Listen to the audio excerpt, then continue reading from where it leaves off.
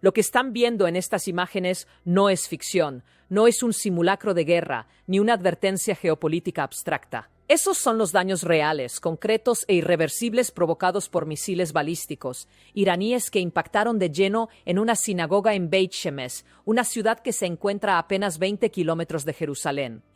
9 personas que buscaban refugio en un búnker subterráneo perdieron la vida.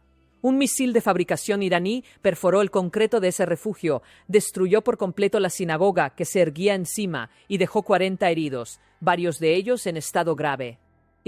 Las imágenes que circulan muestran automóviles completamente destrozados, ambulancias rodeadas de escombros y equipos de rescate que extraen cuerpos entre los restos de lo que fue un vecindario residencial, perfectamente ordinario.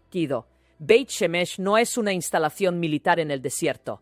Es una ciudad viva con escuelas, con sinagogas, con familias que hoy están enterrando a sus muertos. Yo mismo observé un video desgarrador en el que, en pleno velorio, suenan las sirenas de emergencia y la gente se ve obligada a abandonar a sus propios muertos para correr a refugiarse.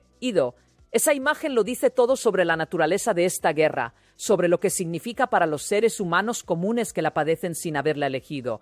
Y lo que me resulta igualmente significativo es que no son imágenes tan distintas de las que llegan desde el lado iraní. Según los reportes disponibles, en territorio iraní ya superan los 500 los civiles muertos. En ambos bandos son los ciudadanos comunes quienes cargan con el peso de este fuego cruzado.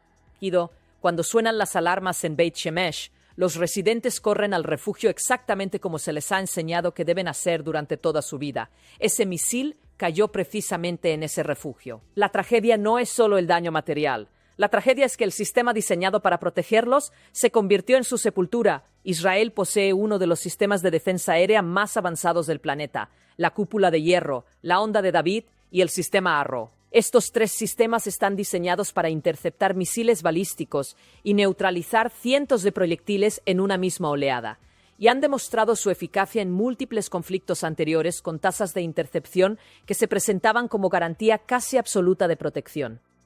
Sin embargo, no pudieron detener este misil. La razón es técnica y sumamente reveladora para cualquiera que quiera entender la naturaleza real de este conflicto y la sofisticación del adversario que lo libra. Irán lanzó una salva diseñada específicamente para saturar esas defensas. Primero, oleadas de drones baratos que obligan a los sistemas a gastar interceptores costosos en blancos de bajo valor.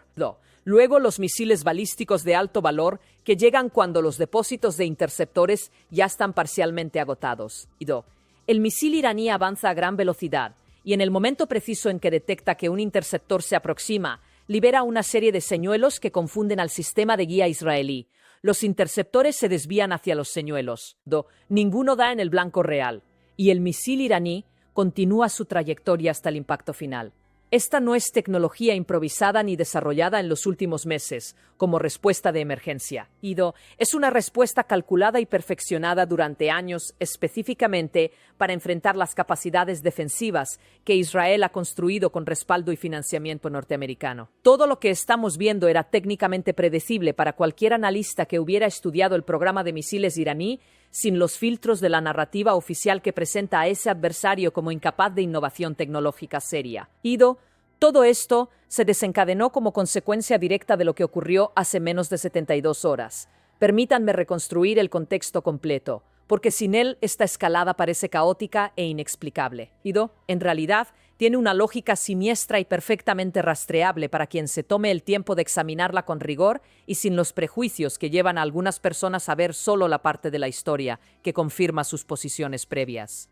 El viernes pasado, Israel y los Estados Unidos supuestamente avanzaban en la negociación de un acuerdo con Irán sobre el programa nuclear iraní. El gobierno de Teherán había aceptado las condiciones planteadas por Washington. Un día antes del estallido, representantes iraníes y norteamericanos se reunieron en Omán para continuar las conversaciones diplomáticas. Las negociaciones parecían avanzar hacia un terreno de estabilidad, hacia un acuerdo que habría reducido significativamente las tensiones en la región. Y entonces, sin advertencia aparente, sin una justificación geopolítica que lo explicara en ese preciso momento, dado el estado de las negociaciones, llegó el bombardeo sobre Teherán y otras ciudades iraníes. El objetivo principal fue alcanzado. El ayatolá Ali Jamenei, líder supremo del régimen iraní durante más de 3 décadas, murió en ese ataque. Junto con él fallecieron cerca de 40 altos funcionarios, entre ellos comandantes de la Guardia Revolucionaria y asesores estratégicos clave del régimen. La decapitación política de un Estado soberano, independientemente de lo que pensemos de ese Estado o de su sistema de gobierno, es un acto de enorme gravedad histórica y de consecuencias potencialmente irreversibles. He reflexionado profundamente sobre este momento porque me parece sintomático de algo profundamente preocupante en nuestra conducta como nación. Los Estados Unidos estaban sentados en una mesa de negociaciones, explorando activamente una salida diplomática a uno de los conflictos más peligrosos de nuestra era, y simultáneamente coordinaban o respaldaban un ataque que eliminó al interlocutor en el otro extremo de esa misma mesa. Si eso no sacude nuestra conciencia constitucional, si no nos hace reflexionar sobre los límites del poder ejecutivo y la necesidad de transparencia ante el Congreso y la ciudadanía, entonces hemos perdido algo fundamental en nuestro carácter republicano, que será muy difícil recuperar. Entre los objetivos alcanzados esa noche, también hubo una escuela en la ciudad de Minaf, al sur de Irán, donde murieron al menos 165 personas. Debo detenerme aquí y decirlo sin eufemismos, sin la distancia analítica que a veces usamos para protegernos del impacto moral de los hechos. La gran mayoría de esas víctimas eran niñas de entre 5 y 10 años, que estaban en sus clases cuando los misiles llegaron. Las fotografías de las tumbas que se están cavando en Irán para esos cuerpos de niñas son un documento histórico del costo real de la guerra cuando se conduce sin los frenos que la prudencia y el derecho internacional imponen. No existe ningún objetivo militar que justifique el bombardeo deliberado de una escuela primaria en pleno horario escolar. Eso no es una afirmación ideológica, ni una postura política de parte. Es una afirmación legal, moral y constitucional que descansa en décadas de derecho internacional construido precisamente para impedir que la lógica de la guerra destruya los límites que distinguen la civilización de la barbarie. Lo que más me preocupa como observador del largo aliento de la política norteamericana es la manera en que esta administración ha manejado públicamente estos eventos. El presidente salió a presumir en sus redes sociales la muerte del ayatolá, incluso antes de que el gobierno iraní lo confirmara oficialmente. Esa secuencia de hechos es reveladora de algo que va más allá de un error de comunicación. Revela la prioridad que se le asigna a la narrativa de victoria doméstica, por encima de cualquier consideración sobre las consecuencias diplomáticas y estratégicas de anunciar prematuramente la eliminación del líder de un Estado soberano de 90 millones de personas. Los regímenes que se construyen sobre la narrativa del martirio no se debilitan cuando esa narrativa recibe la confirmación de sus adversarios. Se fortalecen.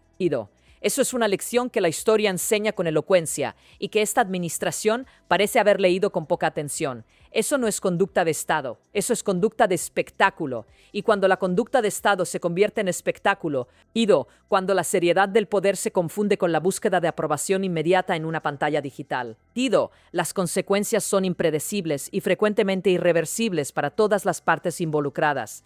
Y para los civiles que pagan el precio de esas consecuencias sin haber tenido ninguna voz en las decisiones que las produjeron.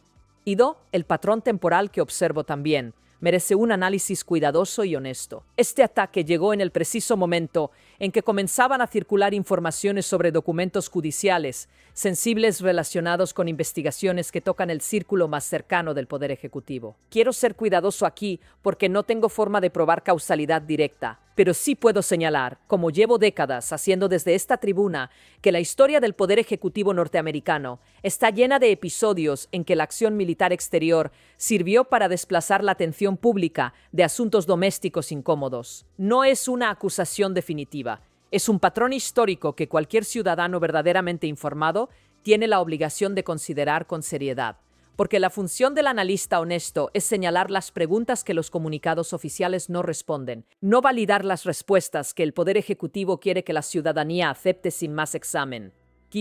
Desde el punto de vista de la estrategia regional, la respuesta iraní no fue simplemente emocional ni reactiva. Fue calculada en 2 niveles simultáneos, y entender esos 2 niveles es esencial para comprender a dónde puede llevar este conflicto. El primero está dirigido a la propia población iraní. El régimen necesitaba demostrar que podía responder al ataque que eliminó a su líder supremo, que no estaba indefenso y que la capacidad de represalia era real y operacional. El segundo nivel está dirigido al mundo entero a través del cierre del Estrecho de Hormuz. Ese segundo nivel es donde el conflicto deja de ser una disputa regional entre Irán e Israel y se convierte en un problema de consecuencias globales que afecta a países y ciudadanos que no tienen ninguna participación en ninguna de las decisiones que lo produjeron. Aproximadamente el 20% del petróleo que circula en el mercado mundial pasa por ese estrecho. Cuando ese flujo se interrumpe, no importa de dónde provenga el petróleo que usted consume, la oferta global se contrae, el precio del barril sube y el impacto se siente en cada gasolinera, en cada producto transportado, en cada familia que paga la factura del supermercado. Esto ya no es un conflicto lejano que podemos observar como espectadores desde la distancia cómoda de quienes no lo padecen directamente. Lo que me preocupa precisamente como analista que ha estudiado muchos conflictos internacionales es que lo que veo aquí rompe una regla implícita que mantuvo cierto nivel de contención durante décadas de hostilidad entre estas dos potencias regionales. Durante mucho tiempo, Irán e Israel libraron lo que los historiadores llaman guerras por procuración, ciberataques, asesinatos selectivos de figuras estratégicas, operaciones encubiertas en territorio de terceros países. Era una competencia profundamente destructiva, pero tenía límites implícitos que ninguna de las partes cruzaba abiertamente porque ambas calculaban que el costo de cruzarlos superaba el beneficio táctico. Esos límites ya no existen. Han sido eliminados, de manera que parece irreversible. Lo que estamos viendo ahora son misiles balísticos impactando directamente sobre ciudades israelíes y sobre ciudades iraníes, civiles muriendo en ambos bandos. Sin haber elegido este conflicto, una escalada directa sin intermediarios y sin la distancia que antes amortiguaba el riesgo de una conflagración más amplia. La pregunta que ningún funcionario de esta administración ha respondido con claridad ante el Congreso ni ante la ciudadanía es fundamentalmente esta: ¿cuál es la estrategia de salida? ¿Cuáles son los límites establecidos?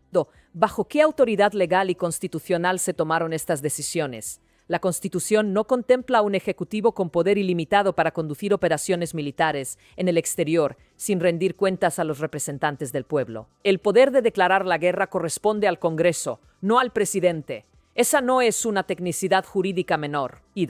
Es el corazón del diseño republicano de los fundadores, quienes entendían mejor que nadie los peligros del poder concentrado sin controles institucionales efectivos, porque habían vivido bajo ese tipo de poder y construyeron deliberadamente un sistema para impedirlo. Dentro de Irán la situación es considerablemente más compleja de lo que los titulares de los grandes medios sugieren. Por un lado, hay miles de personas de luto en las calles de Teherán, llenando las plazas con el dolor genuino de quienes perdieron a quien consideraban su guía. Ese dolor es real y no puede descartarse independientemente del juicio que uno tenga sobre el régimen que Jamenei encarnaba durante más de 3 décadas. Por otro lado, en ciudades como Sanandaj y en los barrios del norte de Teherán, hubo quienes celebraron abiertamente su muerte, personas que bajo ese régimen habían perdido familiares en represiones, que habían visto sus derechos más básicos negados sistemáticamente. El régimen generaba tanto fanatismo como rechazo profundo entre la población iraní, y esa polarización es documentable y comprensible dado el historial del régimen con sus propios ciudadanos. Sin embargo, hay algo en lo que los iraníes de ambos bandos están encontrando una unidad inusual. Nadie quiere morir por un misil. Nadie quiere que su hogar, su escuela, el vecindario donde crecieron sus hijos sea el próximo objetivo de un bombardeo. Y esa experiencia compartida del terror puede paradójicamente fortalecer al régimen sucesor al vincular su legitimidad a la resistencia frente a la agresión exterior, exactamente como ocurrió en Irán después de la invasión iraquí de 1980, que consolidó a un régimen que muchos analistas pronosticaban que colapsaría bajo la presión de la guerra. He visto este patrón repetirse demasiadas veces en demasiados contextos para tener alguna duda al respecto. La agresión exterior cohesiona a las sociedades alrededor de sus líderes, incluso cuando esos líderes son profundamente impopulares en tiempos de paz. En términos de la sucesión, ya se ha formado un Consejo de Liderazgo Provisional encabezado por clérigos de alto rango. La Asamblea de Expertos, que es el cuerpo constitucionalmente designado para elegir al líder supremo en el sistema iraní, está reunida en sesión extraordinaria bajo condiciones de enorme presión tanto interna como externa. Entre las posibilidades que se manejan con mayor frecuencia se encuentra el hijo del ayatolá fallecido, quien lleva años acumulando influencia estratégica dentro del sistema de poder iraní. Sin la figura paterna que durante más de 3 décadas fue el punto de equilibrio entre las diferentes facciones del régimen. Los equilibrios internos están fragmentados y las disputas por el control de la narrativa sucesoria se multiplican en un contexto en que el país está simultáneamente bajo ataque exterior y en proceso de reorganización interna. Los vacíos de poder en regímenes autoritarios raramente generan democracias florecientes. Con mucha mayor consistencia histórica generan caos. Y el caos en una nación con capacidad de misiles balísticos de largo alcance es la peor de las noticias posibles para la estabilidad regional y para los civiles que viven en las ciudades que esos misiles pueden alcanzar independientemente de cuál sea el resultado de la lucha por el poder en Teherán. He escuchado el argumento de que el objetivo declarado es llevar la democracia a Irán. Debo decir con toda la franqueza que me ha caracterizado durante décadas que ese argumento resulta difícil de sostener con seriedad intelectual cuando el primer acto visible de este operativo fue el bombardeo de una escuela primaria de niñas en pleno horario escolar. La democracia no se exporta con misiles. La democracia se construye sobre instituciones funcionales, sobre el Estado de Derecho, sobre una cultura cívica que ninguna operación militar puede instalar desde el exterior. Esa fue la lección de Irak. Fue la lección de Afganistán. Fueron décadas de experiencia acumulada que al parecer no han dejado ninguna huella duradera en la planificación estratégica de quienes diseñaron esta operación. Lo que estamos contemplando es una escalada sin estrategia visible de salida, con potencias como China y Rusia observando con interés creciente y con sus propios cálculos estratégicos sobre cómo aprovechar el desgaste norteamericano en el teatro del Medio Oriente. Con el estrecho de Hormuz parcialmente bloqueado, con los precios de la energía bajo presión ascendente, con los mercados financieros respondiendo a la incertidumbre y con civiles muriendo en ambos lados de un conflicto que ningún líder occidental ha explicado a su ciudadanía con la honestidad y el detalle que ésta merece y tiene derecho a exigir.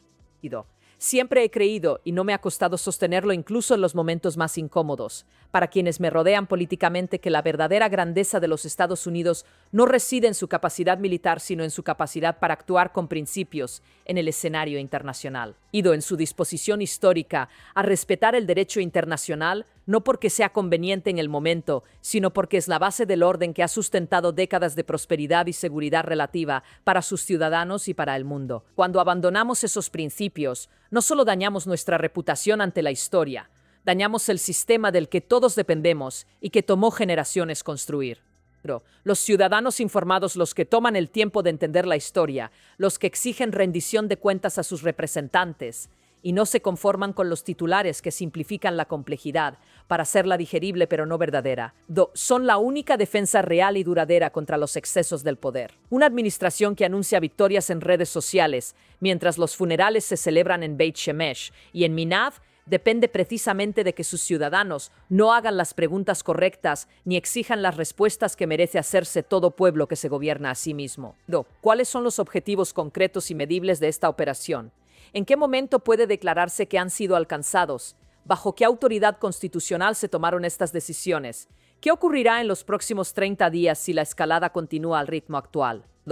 Esas preguntas no son antipatrióticas. Son las preguntas que cualquier ciudadano de una república libre tiene la obligación de hacerse y la obligación de exigir que sus representantes respondan con seriedad y transparencia. Esa ha sido siempre mi convicción más profunda. Y hoy, frente a estas imágenes de Beit Shemesh y frente a las fotografías de las tumbas en Irán, es la convicción que resulta más necesaria defender con claridad y sin concesiones, porque es precisamente en los momentos de miedo y urgencia cuando la tentación de renunciar al escrutinio es más fuerte y cuando las consecuencias de hacerlo son más irreversibles.